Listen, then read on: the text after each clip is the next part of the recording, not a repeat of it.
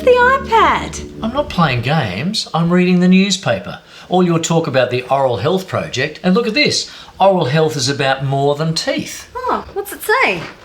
Apparently, gum disease is linked to heart disease and getting chest infections, and it makes it hard for diabetics to control their blood sugar. I could have told you that. Well, do you believe it? Sure.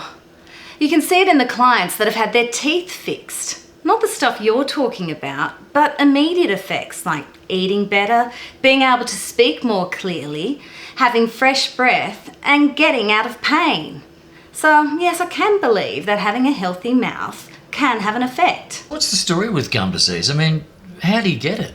If you don't clean where the gum meets the tooth, the coating of bacteria gets thicker, irritating the gum until it becomes red and inflamed. After that, the bone shrinks, and the next thing you know, the tooth is loose. And smoking makes it even more likely that you'll get gum problems and increases the risk of mouth cancer. That was empty. You should think about quitting smoking, Tim. Yeah, I know I should. The other thing is that our clients are on a lot of medication, and some of them dry up the saliva in their mouths. So what? Well, your saliva is what keeps your mouth healthy. It's like the oil in your car keeping your engine going. Huh.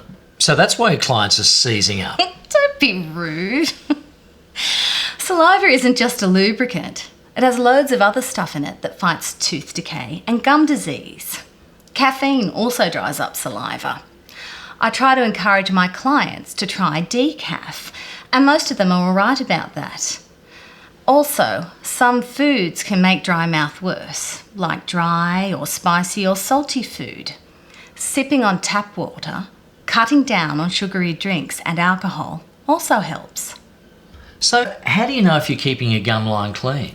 Have a dental checkup at least once a year and learn how to brush properly. So how do your old folk go? I mean, some of them can't even hold a brush. I'm glad you asked, Sunshine. Right. I need to learn to brush the teeth of some of my clients. Right. And you do anything for me? Sort of right. Right. So, the best way for me to learn is to have someone I trust brush my teeth for me so that I know what it's like, and for me to brush their teeth so that they can give me feedback. The things we do for love. So what's in it for me? Your favourite spicy burritos if you do, or dry toast if you don't. Burritos it is then. Aw. When you clean your own teeth, you can feel what you are cleaning and what you are not cleaning. Your fragile gums warn you to be careful when you get near them and how to avoid any sore spots in the mouth. You can easily keep track of where you have cleaned, and your tongue tells you what feels clean and what needs more attention. It all happens so perfectly, you are not even aware of these things. When you brush the teeth, gum line and tongue of someone else, there is no feedback. You're doing the brushing. They're doing the feeling, and they may not be able to tell you if it hurts or if you are making them feel uncomfortable. So you have to know how to do this job properly. It isn't easy to do it well without feedback, so Tim and Julie are going to practice their brushing on each other and talk about how it felt.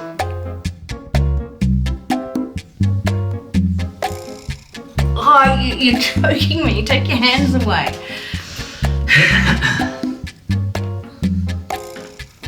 Is that better? Oh, too far back. I gag if you go back further than my teeth. Sorry. Do I still get my burritos? Depends. Give it another go. How's that? Heaps better. Now, let me have a go. I gotta say, this is weird brushing each other's teeth. I know what you mean, but I really need to do this. Okay. Let's go. Okay. So put gloves on. Now, put a pea-sized amount of toothpaste on the brush. Not too much, so it doesn't froth up. I approach the client from the side so I don't freak them out. I show them toothbrush so that they know what I'm going to do. I cradle the head in the crook of my arm, index finger on the chin, thumb holding down the lips so I can get to the front of the lower teeth, fingers away from the throat. Then, making sure I clean the outside, biting side, and inside of every part of the mouth.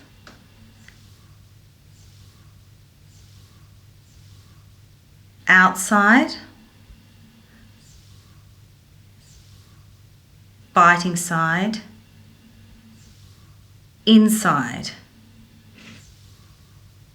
Making sure that I focus on the gum line where the tooth meets the gums. Outside, biting side,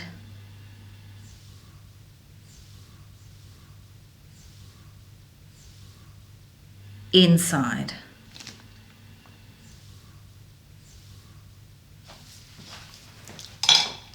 What's that for? To retract the cheek. I need to get a better look in there.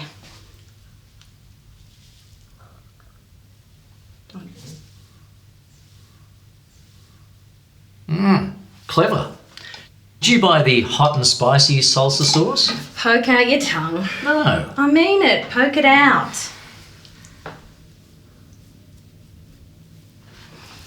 What was that for? Well, your tongue collects a lot of bacteria. They're furry things, and they get furry if you don't clean them. I don't think your clients are going to like that. You're right, but some will, and the ones that can brush their own teeth might take advice to clean their tongue.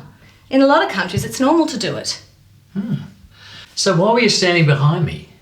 Well, you get a good look from behind and you can support their head. Not all your clients will like you standing behind them. It's okay to stand in front and brush, and you don't have any choice if they can't get out of bed. So, why am I bleeding? I mean, it's not sore, but there is a bit of blood around my gum. Gingivitis. And the only way you can get rid of that is by brushing away the bacteria where the tooth meets the gum. But if it's bleeding, shouldn't you stay away from the gum? No, it won't help if you do that. No, don't rinse. It's best not to rinse out with water. A little toothpaste left in the mouth helps fight tooth decay. But what if I want to rinse out? Well, if you must, get another pea-sized amount of toothpaste and put it on your finger and then wipe it over your teeth after you rinse out. Now, thoroughly rinse the toothbrush.